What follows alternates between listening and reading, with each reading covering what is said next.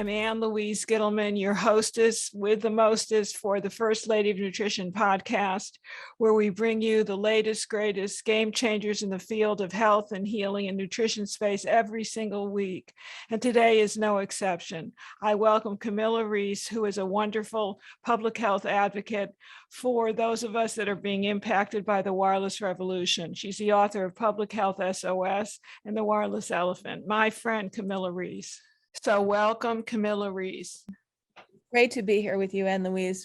You have been such an advocate for patients' health, and worldwide wellness. What is the problem with 5G? Well, a lot of people are now focused on 5G and concerned about it, but really all the G's matter, and G stands for generation. So this is the 5th generation of technology. There's still 4G, 3G, a little bit of 2G left, and 5G hasn't even been fully developed, but there are some new aspects to 5G that are coming, some that are here. One's called beamforming, where the beam is focused intensely at a user, as opposed to 4G and 3G. Let's say there was a cell tower and it would blanket a whole area, and you as somebody with a cell phone could tap into it because it was all around you. Now these are going to be directed beams right to your phone, and in order to have that work, they're still going to need to use 4G for your location identification and for voice calls. 5G is really for data, and eventually it may be for voice, but it's what people are concerned about is that all of these generations of wireless technologies, think of it as energy. They are energy forces, and there are frequencies, and they all differ, in terms of the frequencies and the modulation and signaling characteristics, but they're all energy. So they're all affecting our biology by being an unnatural energy force. So what kind of symptoms do people get? What are the symptoms of radiation? Is this radiation poisoning, radiation sickness, another form of it? So what many people notice is called, there are the acute symptoms. They notice that first, acute symptoms, and people are diagnosed with something called electrosensitivity today.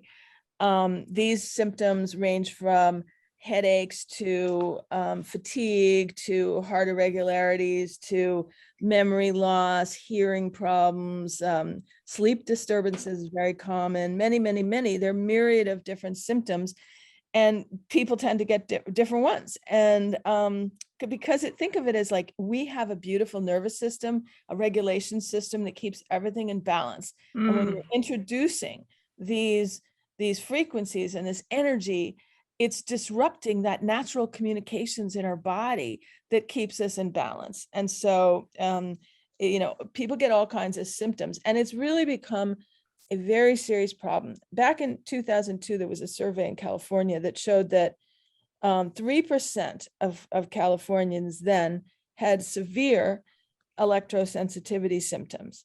And so and that number is estimated now at about 8%. Let's just assume it was just still 3%. 3% of the US population would be 10 million people. Wow. And then there are 35% who are mildly affected with some of these symptoms. And so that would be over 100 million people today. It's a very serious problem. So how is it diagnosed, my friend? Well, there now are 2 diagnosis codes for this problem, for biological effects from wireless technologies. I think that's W90, but I'm not positive about the number. And recently, in 2020, there was a study by Dr. Dominique Belpomme and another doctor in Belgium, I think, and it was called Electro Hypersensitivity, a newly identified and characterized neurological pathological disorder, how to diagnose, treat, and prevent it. So they say that sufficient clinical, and I'm quoting, sufficient clinical, biological, and radiological data for electro hypersensitivity to be acknowledged as a well-defined, objectively identified, and characterized pathological neurological disorder. Wow. So that's a worthwhile paper to read, how because they did a thorough review of how one could diagnose this. So how did you become so involved? I mean, you're very passionate. You are Miss Electro Hypersensitivity. You know more than anybody in the field. You helped me with my own book on Zapped, and I was so impressed with the wealth and breadth of your knowledge. Was there a personal issue that made you so imbued with passion to really spread the word about the toxicity of all of this? Well, yes, I was already focused on issues in our healthcare system because it doesn't get to the root of the problems, any problem. Unless it's like a surgery, an orthopedic, something like that. But for the most part, these chronic illnesses represent about 78% of total healthcare costs, and our healthcare system doesn't get to the root of the problem. So I was already focused on that, and then I got affected by a new neighbor's router. They had moved in next door. I didn't know it. They put a router right on the other side of the wall from my pillow. And after a couple of weeks and a few months of that, I was so debilitated. I figured it out, and I got out of there as soon as I could, and then started reading the science and meeting the scientists and putting on programs around the country to educate. So you have written quite a few books. What are they? Well, the latest one was The Wireless Elephant in the Room, and you can get that on Amazon. And the first one was I did with Dr. Magda Havas, and it really was a compilation of answers to questions that had come up at one of our programs at the Commonwealth Club of California, our first program, because there were so many questions and we couldn't get to them all. So we said we'd get back to people with the answers. And then we realized what a big effort it was, and ended up putting it into a book format to make it widely available. So do you think that all this 5G that we're expanding into has any connection with COVID?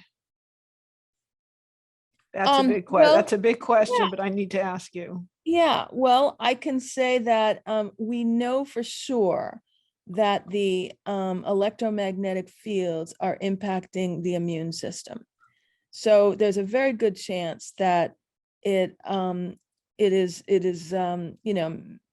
related to this to COVID in some ways. That, and also the electromagnetic fields increase the blood viscosity, the thickness of the blood. So that could be a factor also, because people are getting blood clots. I don't think it also greatly impacts mitochondrial function. So all many systems in our body are being impacted by the electromagnetic fields. I could go on, cortisol, neurotransmitters, oxidative stress, depletion of melatonin, very of great concern, because it not only prevents you from sleeping well, but it's also one of the best things you could do to protect yourself from cancer. So there are all this dysregulation that's happening certainly would make people more vulnerable to illnesses of all kinds. Is there a virus? I'm sure that there is. Is it a man-made virus? That's what it looks like. It is sort of interesting that many of the antennas, the 5G had just turned on in China and in Right. Wuhan. It also had just been put on the ocean liner, the cruise ship that, remember that first cruise ship where people Yes, yeah, and got that COVID. people don't know that they actually had the antennas on the ship Right. itself where everybody got sick. That's right. So is it the cause of it? No. Does it exacerbate it? Yes. Would I tell anybody that they should not have wireless in their home during a pandemic and should minimize the cell phone use? Yes, I would. People would be very well served to minimize anything that's biologically disruptive, whether it's electromagnetic fields or exposures to chemicals or Heavy metals, Mhm. infectious disease organisms, stealth pathogens. What about the children? I'm so concerned about the kids. Well, initially, the phones are really, the voice part of phones is not going to be using 5G. But what we know about 4G and 3G is that it greatly impacts children. They're much more vulnerable than adults. And so there's been a great increase in glioblastomas. in the past 2 decades, and very significant rise in young children. We also know that the radiation penetrates farther into the brain, and it's I'm trying to remember the statistic, 2 times the radiation to the head absorbed compared to adults, 3 times in the brain's hippocampus and hypothalamus, greater absorption in the eyes in children, and as much as 10 times more in their bone marrow compared to adults. So the sort of things that children are having to begin with from these electromagnetic field exposures it's just a travesty. They're being, first of all, the fetus is being impacted in utero. Then if you've had in utero exposure, you're 54% more likely to have social and emotional problems by the time you reach school age compared to other children. It impacts cognitive function in children, attention, memory, learning capacity, social skills, reaction time, all kinds of things. And even one study at Yale, well, it was in mice, and it showed that mice exposed in utero to electromagnetic field wireless technologies ended up having symptoms when they were born that were equivalent to ADHD, actually. And mice don't normally get ADHD. So there's a lot of evidence of the risk to children. And, 46% of children today, age 2 to 4 years old, have their own mobile device. You're kidding. You're kidding. Nope. And that's from Common Sense Media. And then 67% of 5 to 8-year-olds have their own mobile device. These are smartphones or tablets. Yeah. So this is insane. It's insane, Anne-Louise, what we're doing to children. And actually, I like to sort of quantify these exposures. If you assume that there's a 15-hour waking day, like the rest of the time you're asleep, and if you're using your phone for 5 or any kind of wireless exposure, if you're online for 5 hours a day, that is the equivalent of 1/3 of your waking life, 1/3. Unbelievable. And if it's like 8, I'm trying to look for the chart, if it's 8 hours a day, it's almost 3/4 of your waking life. We've been given a life to enjoy and to growth in. And so we are not seizing the opportunity that we have. We are just throwing it away by being online to this degree in our life, becoming addicts to the stimuli, instead of developing ourselves internally.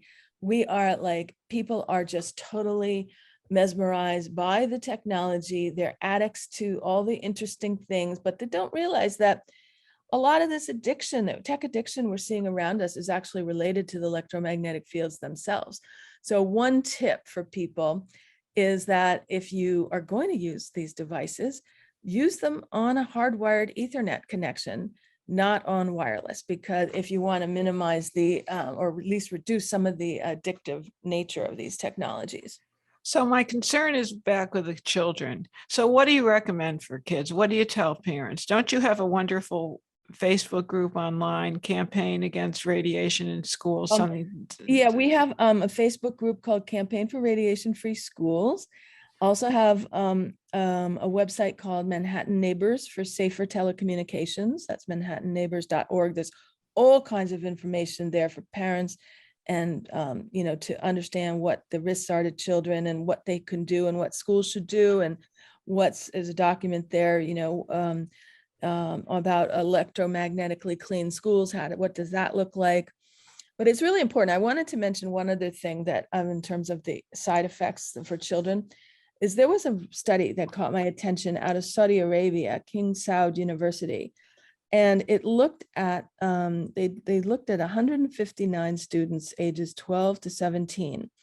And each school, there were 2 schools, and each school had a cell phone tower that was 200 meters from the school building. My goodness. Okay, but one tower was more powerful than the other tower. And what they found was that the closer One was to the higher power from the one tower was associated with significantly increased risk of hemoglobin A1C and risk for type 2 diabetes. Now, we really ought to be paying attention to this, not only for children, but for adults. But it really made a difference. And that's one study worth knowing about. And you see the real crux of the whole matter is the exposure guidelines that are being are now in the light, in the focus of the DC Circuit Court, thank goodness. But tell us about that. Does that have to do with the FCC regulations? Yeah, well, see, the FCC sets these exposure guidelines, and they are fraudulent to begin with because they're only considering the effects from the power. They're not looking at the non-heating effects, the non-thermal, the frequencies, the modulation. They're really just looking at the power, and they're saying, okay, these would be the exposure guidelines for power. So they're not. So then, but in addition, those guidelines for power are also not accurate because they're basing their guidelines for power on average levels of exposure. And that may be true for physics, but for biology responds to the peaks and the pulsing. So they are misleading people, saying that, if you're within this level, the powers, the risk from power is low. But the other thing is that first, it also doesn't include the subtle, the non-thermal effects. Also doesn't include the fact that that there was a study by Gultekin and another fellow. Gultekin was with Memorial Sloan Kettering, and the other fellow was from Bell Labs, and they looked at the effect of radiation on cow brains, and guess what? They found that the absorption of the radiation is not uniform, that it actually has hot spots that are at least 7 degrees higher than the FCC guidelines, 7 degrees. So there are hot spots. It's not uniform absorption. And incredibly importantly, the guidelines don't even begin to attempt to protect, from the non-thermal effects. We don't have safety guidelines for the non-thermal effects, and that's what needs to happen. So the FCC, all these industry players, the manufacturers and the service providers, they've been taking cover under these very antiquated. Just misleading safety guidelines. And so now the DC Circuit Court, I think it was 2013, it was suggested to the FCC that they might want to do a review of their safety guidelines, and they took it up and did a review. It took 6 years. All kinds of evidence was submitted, 11,000 pages worth.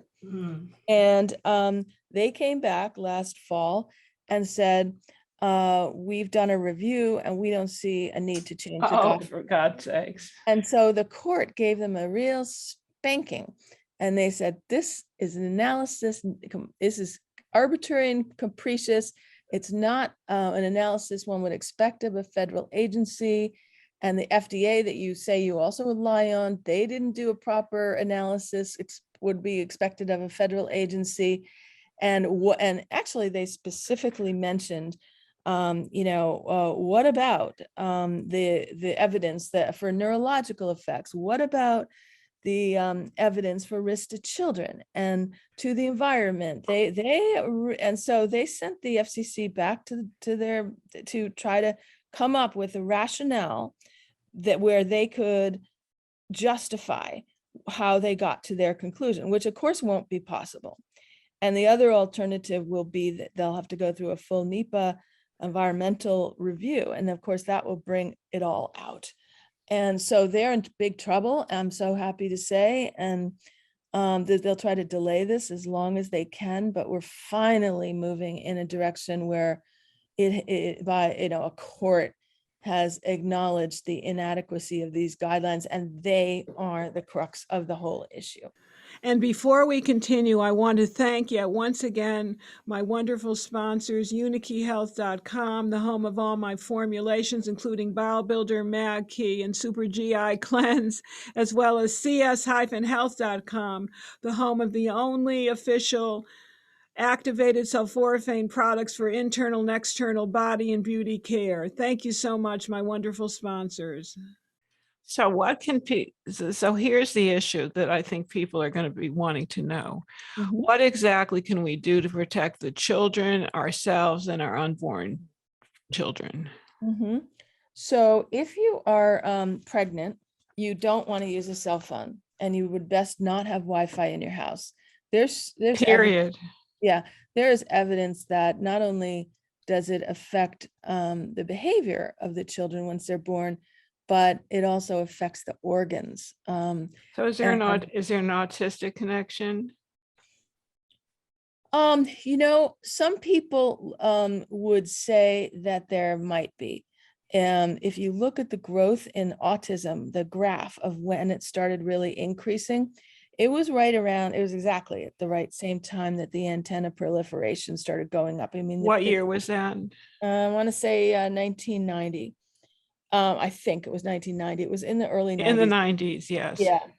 And if I have this graph, and it's really quite amazing. However, and there's never been, a genetic explanation for autism. So Dr. Martha Herbert who used to run the Transcend Research Lab for autistic and developmentally challenged children and adults, she said, is she out of Pittsburgh? Is she the gal that's No, Harvard. She was a professor at Harvard. Now she runs a foundation called the Higher Synthesis Foundation that's looking at all of these root sources of imbalance, because they all come together to cause dysfunction, including glyphosate, which oh my god, yeah, we got to throw that in there. Stephanie Seneff just came out with a book called Toxic Legacy, all about glyphosate. Well, extremely important and probably related to autism as well. I think that the jury's out. I mean, one of the big problems with this field and why it hasn't really gotten the serious attention that it deserves is that there's disagreement on the causation mechanisms. And so, there are all these fragmented pieces of knowledge. Like, we know that electromagnetic fields create oxidative stress. We know they create mitochondrial dysfunction, membrane leakage, like in the blood-brain barrier, calcium dysregulation, DNA damage, calcium effects, and more recently, there's understanding that they create inflammation, which Dominique Belpomme in France, the one that published that paper on electrosensitivity, his mechanism of action flow chart really focuses on inflammation. And then there are people then there's the understanding of the role of water in our bodies, that water has memory, as we all have known for a while, and it can carry information. And so we are surrounding ourselves with, and our bodies are 99% water by number of molecules. And so we are sending these frequencies into the water in our body. And some people believe that that may be the master, mechanism of effect that then causes the rest of it. Richard Lear believes that peroxynitrite, a molecule that's generated by EMFs, that this can be explained to cause all the pathological effects that have been identified. Martin Paul thinks it's both the calcium efflux as well as the peroxynitrite. He agrees with peroxynitrite. So we're getting higher and higher up in terms of understanding what might be the issue. Zach Bush thinks that it's probably the impact on bacterial communication is probably one of the most important things. So it's affecting. It's multifactorial.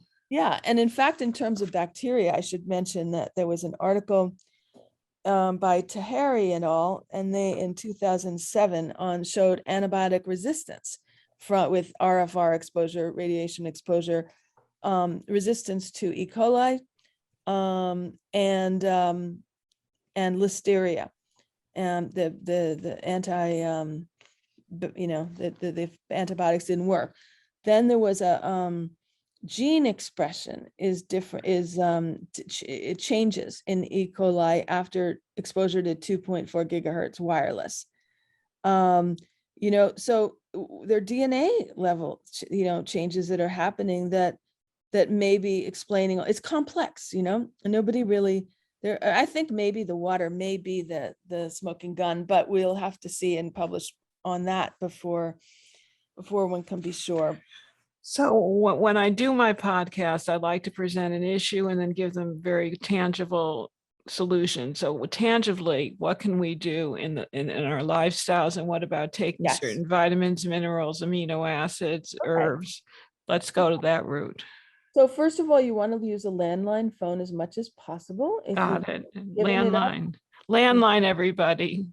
Okay. If you've given it up, get it back. And that's still possible to get it back? In some places, and in some places they're actually pulling up the copper and trying to make it so you really don't have any choice. But at least you can use a landline. You can also use an Ethernet connection on your computer and use a Skype or Zoom or some other voice over internet. Landline's much better quality voice though, if you have it. Excellent. Landline number one. Number two. If you use a cell phone, you want to use it with a speaker or with a wired headset and minimize the time. You don't want to have it next to your head. You don't want to have it next to your body. Ideally, it wouldn't even be in your hand on the speaker. Put it on a desk and get in the practice of turning it off and then turning it on when you want to use it, or you want to check some messages or something. Turn it off or put it on airplane mode. Which one? Yeah, exactly. Either one is fine. Either one makes a big difference. On airplane mode, there's still a little bit of transmission, very, very minimal. And then you've also got the battery effects, and the battery is another kind of electromagnetic field. It's magnetic fields, and those are just as of great concern as well. So off is the best. And what about disabling the Wi-Fi at night? Well, if you have Wi-Fi, which I don't recommend, you want to put it on a plant light timer at night so that it automatically every night goes off while you're asleep at a certain time and then goes back on in the morning if you use wireless. What I prefer, that's a good first step, but what I prefer is the JRS Eco router that's made in the Netherlands. It was originally an ASUS router that they added on some software to, and it is not on at all unless it's being called for. So it's not on overnight. It's not on during the day when you're there unless you're calling for it and want to use it. So you're not being blanketed in it. And when it is on, they figured out a way to filter out about 90% of the transmissions. So it's much less. What can you take vitamin and mineral wise? I've heard about C60. Do you think that's effective? Carbon 60. Yeah, I have no experience with that. I do think that any kind of neuroprotective strategy is smart. Any fats, or you would probably know better. But I would say any kind of strategy to protect the neurological system, because actually you wouldn't believe how much the neurological conditions have been increasing over the past 2-3 decades. Far more, actually cancer and cardiovascular illness has been declining, and the neurological illnesses are off the charts. Interesting. So nobody's talking about that. Yeah. Martin Paul has talked about it, but may he rest in peace. No, Martin Paul. Martin Paul. I'm sorry. I was thinking of Marty Blank. Yeah. God willing, he should live for a very long time, Marty Paul. He's a doll.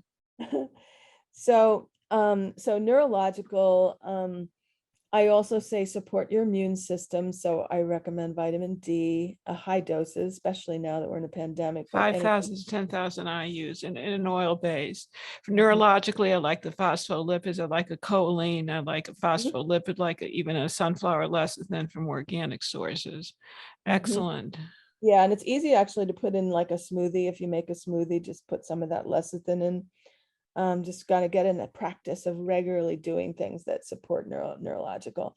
Then let me just go on with we've got the portable phones. If you use a portable phone, unplug it. Use it only for special occasions, like if you need to be out in the garden and you're waiting for a call, and they use it then. But don't leave it on in the home, because the base station of these portable phones, they're radiating 24/7. And if you have it right at your bedside, you're really impacting your brain. So that is not smart. You want to unplug portable phones. In Europe, they have something called an eco decked phone, which is only on demand, but here we don't.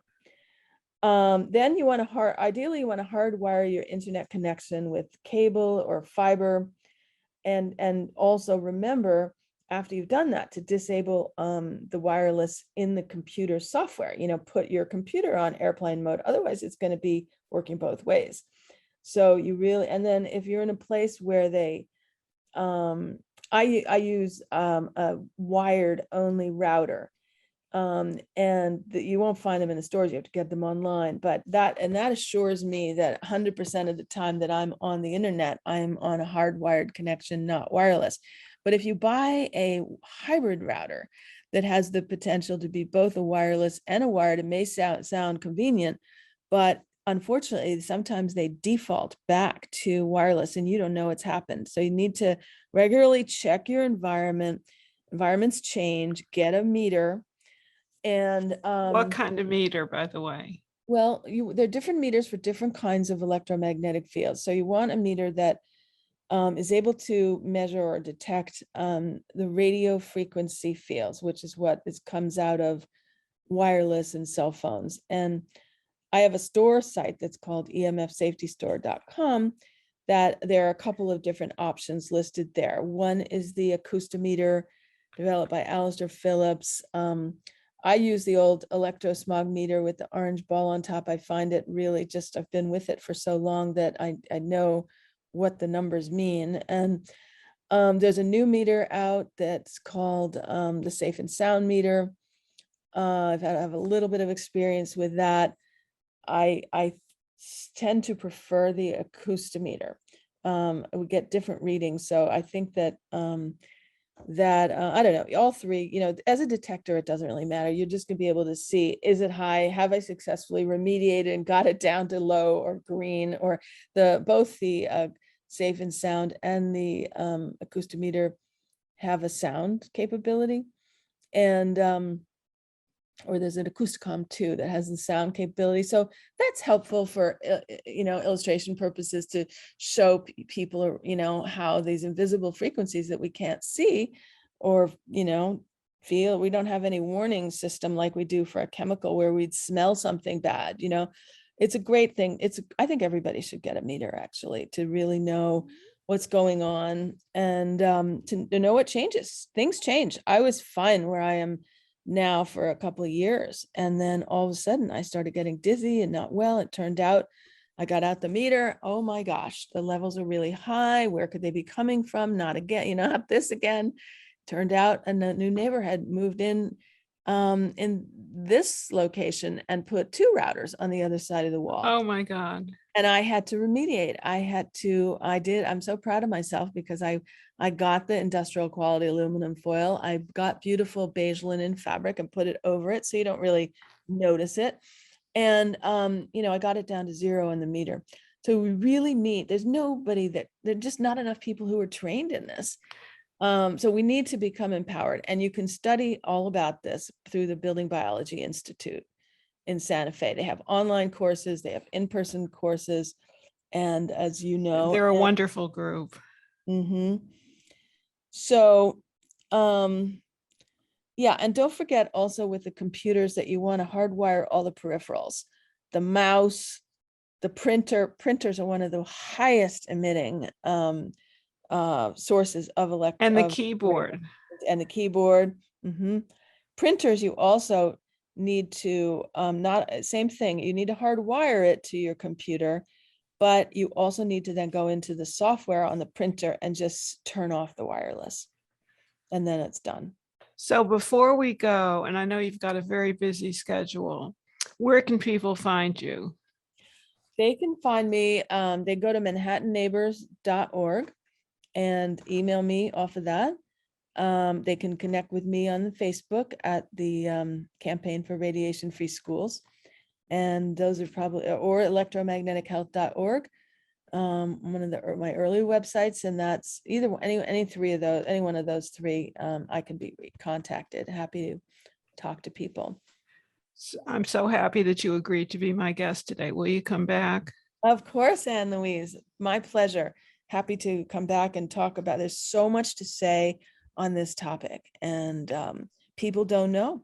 It's just, not been on people's radar screen. I mean, more people know now than when I started in this field, but we need millions of people to take a stand for this, because where we're heading, if I could just say one last thing, where we're heading is this somebody's fantasy of an interconnected world through wireless technologies, even through satellites beaming 5G to millions of Earth stations on the ground that then are connecting with our routers and antennas in our neighborhoods. And we've got the antennas going up every couple of utility poles, sometimes every utility pole I've seen, and coming so close to us. There's this antenna densification that's just as important as the power and the frequencies.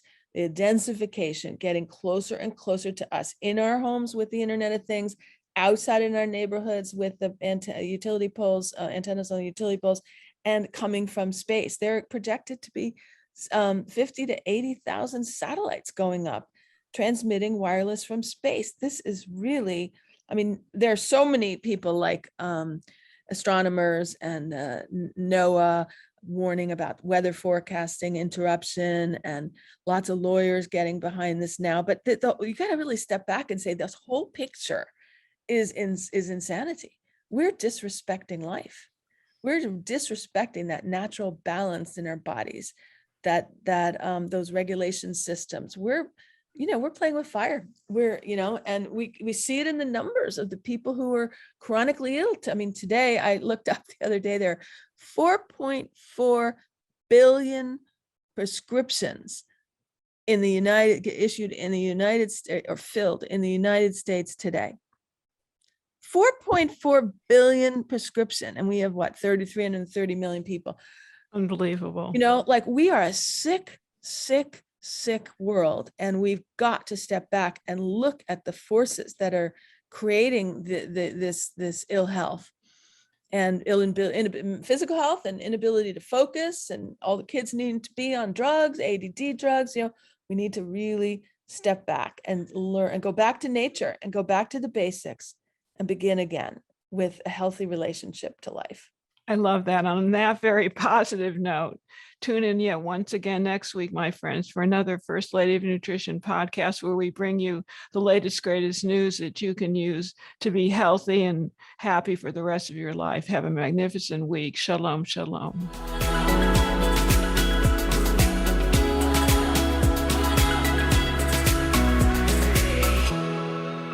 Hi, everybody. I'm Anne Louise here with just one more thing. Thank you so much for being a fan of my work. And if you like this video, please check out all my other videos. Please subscribe to my channel and turn on notifications.